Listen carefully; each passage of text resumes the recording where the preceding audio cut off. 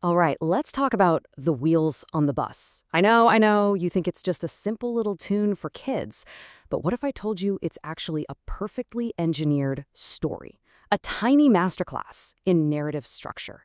Today, we're going to take it apart, piece by piece. You know the song, right? Of course you do. You've probably done the hand motions a million times.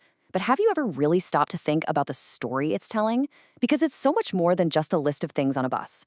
It's a journey, a lesson, and a complete narrative. And we're about to see how. So, first things first, before we can get to the story, we have to build the world. The song starts by focusing on the bus itself, the tangible, non-human parts that set the stage and really establish the whole rhythm of the journey.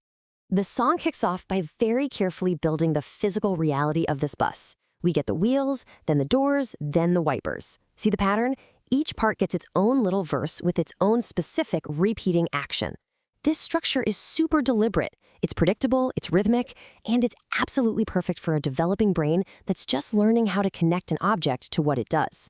And this isn't just a catchy melody. It's basically a teaching tool in disguise. In education, they'd call this a pedagogical framework. The song's constant repetition, not just of the actions, but that phrase, all through the town, is all designed to drill these concepts in. It makes it a really powerful and obviously memorable lesson in how the world works. But here's the next layer. The song doesn't just show us the bus, it makes us hear it. The next part of this journey is all about creating this totally immersive sensory world, just through the clever use of sound. I mean, just look at this. The wipers go swish, the horn goes beep, the motor goes vroom. It's all onomatopoeia, and it's used so brilliantly here.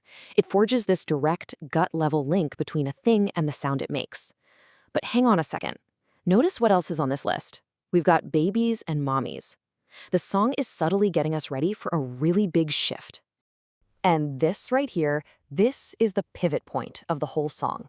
This is the moment we move from the purely mechanical stuff, things going round and round, open and shut, to the messy, complicated, emotional world of people.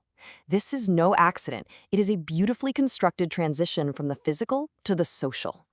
And that pivot, well, it brings us to the passengers.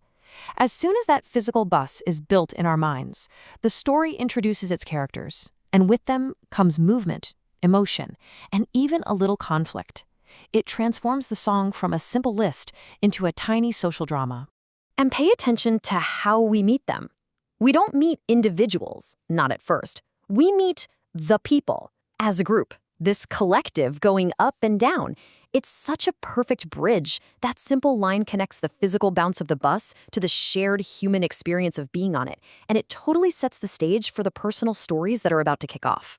Okay, this is where the real genius of the song just shines, because what happens next isn't just a random series of verses. Oh no, it is a perfectly structured little microdrama. It has a clear beginning, middle, and end. It's a whole story. It follows a classic 3-act structure. Seriously. Step 1, we get the conflict. The babies on the bus go wah, wah, wah. A problem appears. Step 2, we get the action. The mommies on the bus go shh, shh, shh. Someone tries to fix the problem. And finally, step 3, the resolution. The daddies on the bus go, I love you. The conflict is resolved with comfort and love. It's amazing. A problem, an action, a resolution. Think about that. The climax of this entire song, the peak of our journey from mechanical wheels all the way to human feelings, is this simple, profound phrase. The song is teaching us that the ultimate answer to distress, to conflict, is connection and love. It's this incredibly powerful lesson in emotional intelligence, just hiding in plain sight in a kid's song.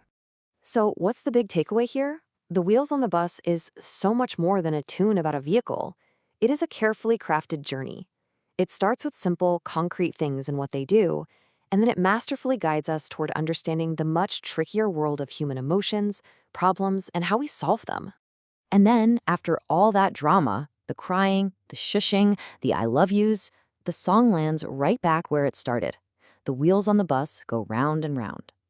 And that cyclical ending, well, that's the final lesson. It suggests that this whole journey of learning, of facing challenges and finding solutions with love, it's continuous. It's just a part of life, as constant as those turning wheels. It really makes you wonder, doesn't it? Once you see the hidden architecture in something as simple as the wheels on the bus, you kind of start looking for it everywhere. What other nursery rhymes or childhood songs are secretly teaching us the fundamental rules of storytelling? That's definitely something to think about.